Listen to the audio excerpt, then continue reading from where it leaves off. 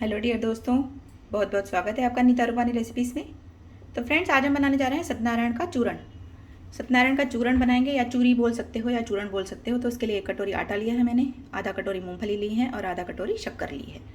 तो चलिए बिना किसी देर के हम बनाना स्टार्ट करते हैं। तो कढ़ाई को मैंने गैस पर रख दिया है गर्म होने के लिए। इसमें डालेंगे हम आधी कटोरी तेल। तेल मैंने बताना भूल गई थी आपको, तो आधी कटोरी इसमें डालेंगे तेल। इसके साथ ही इसमें डाल देंगे आटा। अब एक स्पैचुला ले लेंगे और स्पैचुला की हेल्प से इसे हम भूनना स्टार्ट करेंगे। मैंने तेल थोड़ा ज़्यादा लिया है, आप चाहें तो चूरण में तेल बहुत कम पड़ता है तो मैं थोड़ा ज़्यादा डालती हूँ, तो आप चाहें तो थोड़ा सा कम ले सकते हैं। और अगर आपको ये लगे मैंने जो सब तेल डाला है ज़्यादा, तो आप इसमें थोड़ा सा आटा और मिक्स कर सकते हैं। बस इसे हमें लो फ्लेम पर इस तरह से भूनते रहना है, इस तरह से चला चला कर, जब तक कि हमारा जो ये आटा है एकदम ब्राउन ना हो जाए। तो इसे इस तरह से चलाते रहेंगे हम लगातार, ताकि ये इक्वल ब्राउन हो सब तरह से। बीच बीच में आप चाहें तो गैस का फ्लेम हाई कर सकते हैं या मीडियम कर सकते हैं। अगर आपको थोड़ा जल्दी बनाना है, पूजा जल्दी करनी है, तो आप उसको गैस के फ्लेम को थोड़ा सा हाई लो कर सकते हैं। इसे इस तरह से चलाना है, और ये जो गुठलियाँ बन रही हैं इसे इस तरह से ऐसे करते जाना है, प्रेस करके, ताकि ये गुठलियाँ हमारी ऐसे मैश हो जाएं और अच्छे से हमारा आटा इक्वली भुने।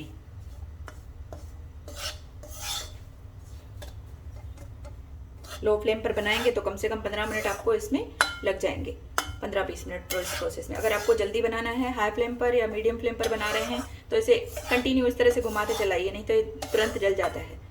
या तो इसे नॉन स्टिक पैन में बनाएं।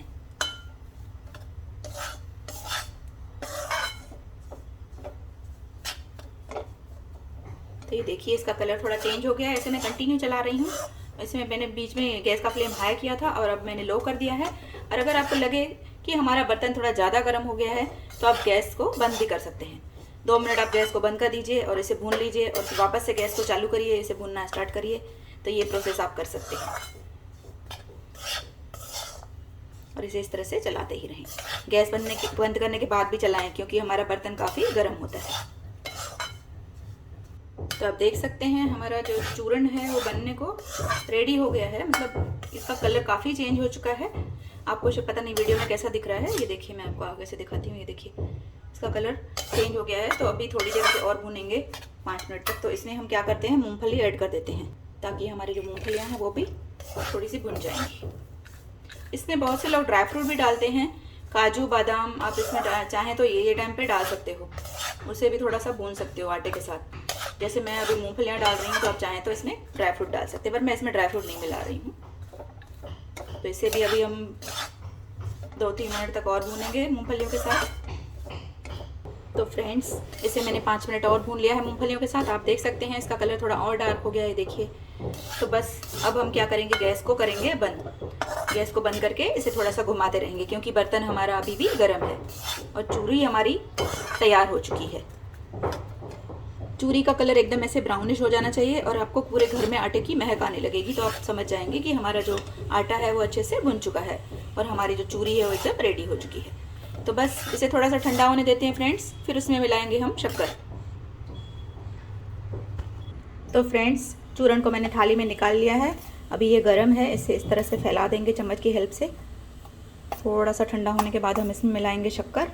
और कलर भी आप देख सकते हैं कितना बढ़िया ब्राउन हुआ है। ये देखिए, जितना अच्छा आप चूरण को भूनेंगे उतना टेस्टी लगेगा। अगर थोड़ा कम भूनेंगे, लाइट कलर का करेंगे, तो फिर वो खाने में कच्चा कच्चा सा लगता है। तो आटे को थोड़ा सा ज़्यादा भूनें, भले लो फ्लेम पर भूनें, लेकिन उसे थोड़ा अच्छे से भूनें। बस अब इसमें शक्कर ऐड कर देंगे।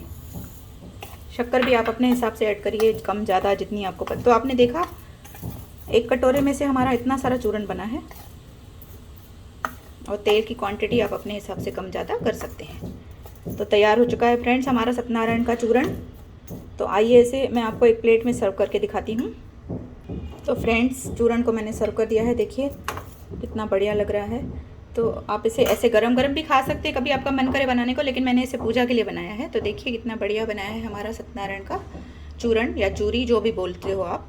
तो इसी तरह से बनाइए फ्रेंड्स, आप भी बनाइए सत्यनारायण का चूरण। रेसिपी पसंद आए तो प्लीज़ लाइक करिए, शेयर करिए, और चैनल को सब्सक्राइब करना तो बनता है ना फ्रेंड्स। इसी तरह से हम फिर मिलेंगे एक नई रेसिपी में। Bye bye friends, take care.